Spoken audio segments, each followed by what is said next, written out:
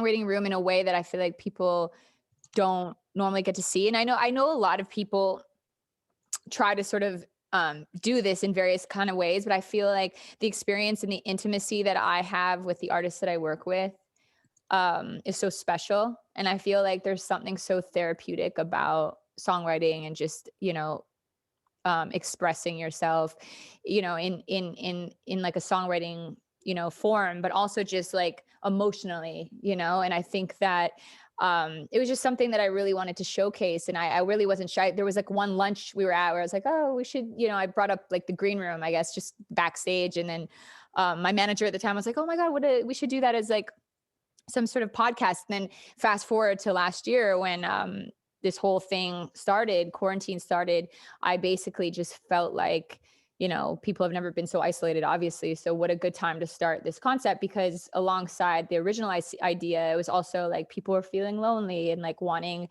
to feel connected to other people and see what other people are going through. And I brought the idea up to Jed Foundation, and obviously they were really into it.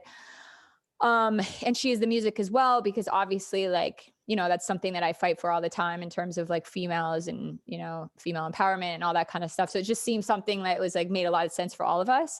And then really that's how it all started. And it was really like organic in the sense of just like, hey, let's just do it and see what happens. And now I think we've just done on to like the 14th episode, which is amazing, exciting. And I'm doing different, like, I'm talking to so many different therapists. I'm learning myself. It's extremely cathartic for me as well. Cause it's like, yes, it's what I do every day in terms of just like the process, as I said, but also it's different because you're also like, you're one, like learning things about people that maybe I didn't know before. And it's also like it's nice to be able to relate to someone, it's like always like, that's the best. And you're like, oh my God, I thought no one else experienced this, but like, so cool that you're also experiencing it. And like, we've done some cool things like having guided meditation, for example, with like everybody that has watched, so all the viewers are also meditating with us. And so it's just been a nice thing. And I think that in itself is like helping to manifest something positive.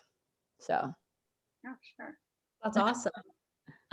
And why is it important to open up the conversation about mental health more, especially now when everyone's isolated and at home? I mean, did you say why? Mm-hmm. Yeah, I mean, for exactly that reason. I mean, I think, one, I think the idea too is like, hey, music is so powerful. Like the inauguration spoke a lot to that actually. And it's like how much music actually impacts everyone's lives and how much we can actually make a massive difference through music. And I think the fact that I'm, having a lot of artists on the show, for example, I think to have people, especially like, let's say fans of such and such artists on, listening to the show or watching and being able to participate in a live manner. I think that's kind of cool to be able to be like, oh, hey, like my biggest idol also is going through what I'm going through. And also we're both at home, we're struggling through the same thing during isolation. Like this is like, it kind of like brings the humanity back, and I think there's something pretty cool and special about that. Timely. Yeah, it's a weird thing that's brought everyone together. Like there is that aspect of unity, definitely. I know with the podcast and in your personal life, you work with the Jed Foundation and She's the Music, which are two really incredible organizations. What do you like most about each of those organizations, and how did you kind of get to working with them? Well, with the Jed Foundation, I was just super, impressed on how they did everything, to be honest, because there's so many different like mental health nonprofits, which are, I mean, listen, I think anytime you can give back to mental health is great. So there's really no right or wrong, but I just love the people at Jed, and it just felt like a strong connection in terms of, yeah, like I said, the people there, and they've been amazingly supportive. Like even last year, before all of this hit, I did a Grammy event with them, and they were super supportive, and they came and spoke, and it just felt at home, and it felt like a really good partnership. And then in terms of She Is the Music, again, I mean, one, it's like all the people there who run She Is the Music are also like really close friends of mine. But like two, obviously, just, it's something that I fight every day in my life in terms of like being a female in this business on every side, whether you're an artist or, a producer or songwriter or engineer. It's like all these things that women face, executive. It's like, it's hard to be a female in any business. And so I think, but yeah, in the music business, it's just, there's so many different things you struggle with. So it was so important to me to have that be a part of the show, because I think it's, that causes massive problems with mental health, especially for me. So it was something that I really related to. And what have been some self-care practices that you found have helped you out a lot these days? I think for me, doing this and focusing on something that's so selfless has been pretty amazing, because I think we focus so much on things that, are so selfish and like so self-serving in the ways that like, social media teaches us to be. And we're so addicted to like having, the competition factor and like who's, constantly having to like feel like you're not good and all these things that social media causes. Right. And I think ultimately, it can be super superficial.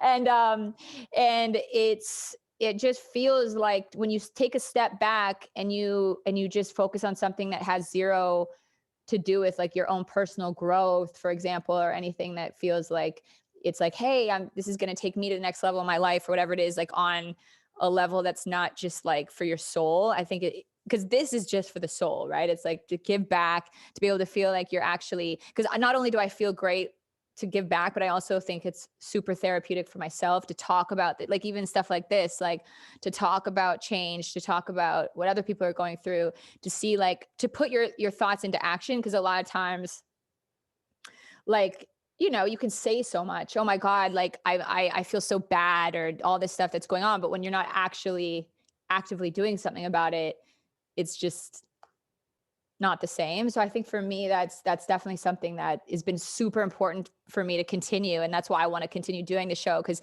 I also think that in terms of self-care, it's really helped me in so many ways. And I love doing it. So, yeah, I would say that. That's a good answer.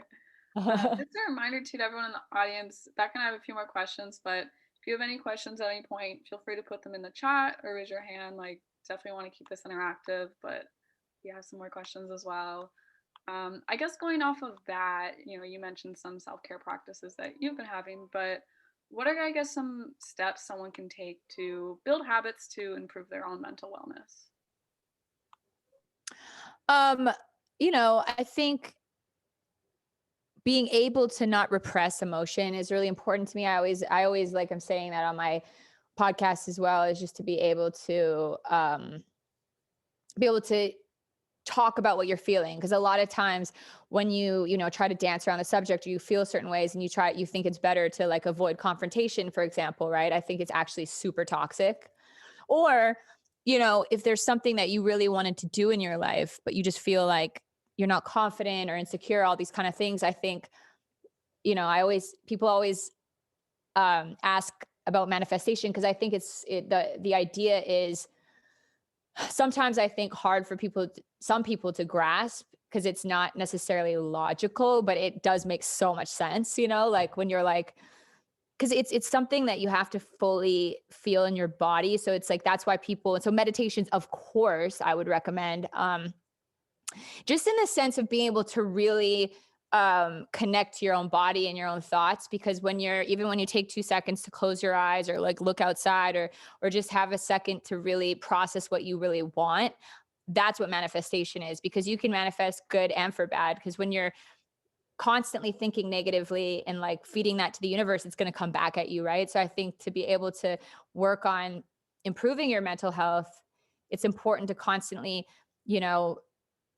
take mark of like the positive things. So for example, every time it's like 11:11 or 12:12 or 5, I always take a screenshot and just like think of something positive, because to me, visualizing that number for me makes me feel so great. And I'm like, it makes me believe that there's something so much bigger, and I just feel, and it makes me feel good. So it doesn't matter what it is. It could be anything that makes you feel positive, because that's what manifesting is. So you could literally, in the very moment that you're thinking something negative, write something positive down. And then you'll like you know, it will take that thought away from being negative. So at the minute where you're like, oh my God, I'm so anxious, I feel like I suck, or whatever thing you're like so frazzled, take a second and just like literally like write 3 things that you like love about yourself, or like you think that you're good at. And it's like relieving. You're like, oh, you know, because positive thoughts really do help. And it's weird because it's hard to practice even for myself. Like even saying it now is such a good exercise because, you know, um, it just, we're human, right? So no matter how much you think that you can do this stuff, it's not an easy task. But when you force yourself to do it, you're just like making baby steps. Definitely. And I love what you talked about with manifestation. It can be such a powerful thing, very, very underrated, I think. Oh my God. Yeah. I just believe in it. I just think it's so powerful and so true. Like in every respect I'm always getting signs from the universe that I'm like really in touch, and for bad or for good. Cause I know like when I'm like letting my negative thoughts trail, it always feeds back at me. And I'm like, I know it's going to happen. Like, and it's like, am I psychic? Maybe, but it's like, but also it's like, you're so empathetic. Right. And that's the thing, you teach yourself to be, the more like empathy and all these things that you develop within yourselves, and the more knowledge of like your own self that you have, the more you'll start to feel like a psychic, because you just kind of feel this weird connection with the universe that feels right. Like just like this guttural feeling. I don't know. It's almost hard to explain, you know, but I'm trying my best. No, it's great. It looks like we have a question from Monique. Do you just want to come off of mute and you can ask your question?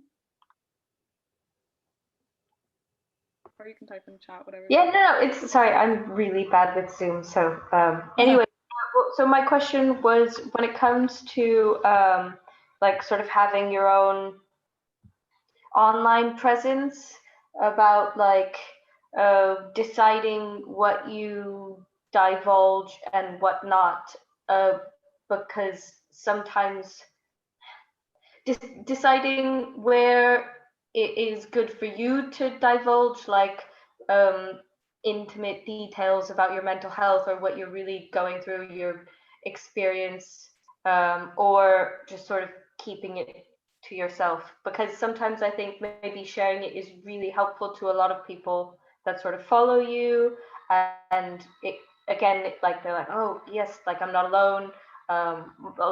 Most of my favorite artists do it, but then again also like as a like, does that make you feel really vulnerable, or I don't know, like how do you decide what you share, what would be helpful to the public or your followers or whatever, and what you sort of do you know what I mean? No, I totally know what you mean.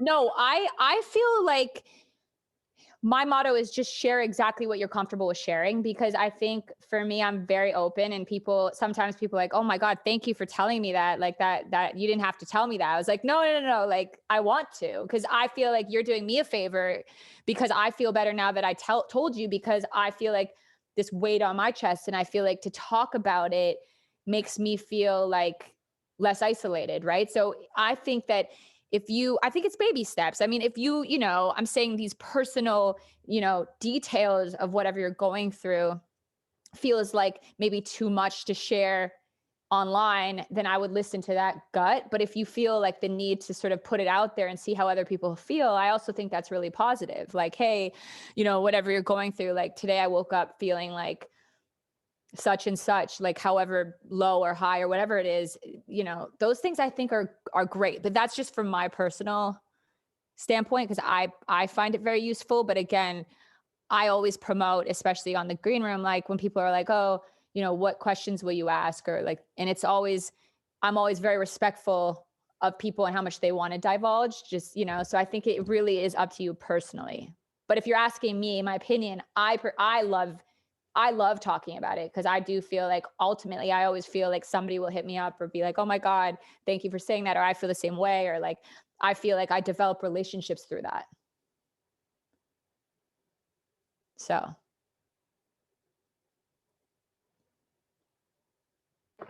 Oh no, that helps. Well, because I have a music blog, and I don't really share anything personal at all. Yeah. And I don't share like political opinions. I don't share like my emotions or whatever. But I've been starting to think lately like it might be time to like let people in a little bit or make it a bit more personable.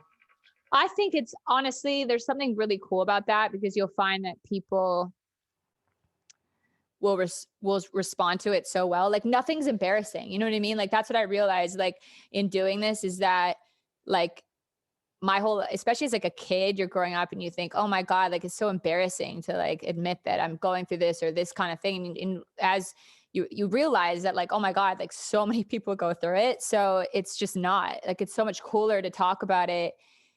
And there's such a release in that too, like to feel like I literally always come off being like, oh wow, like that's so cool.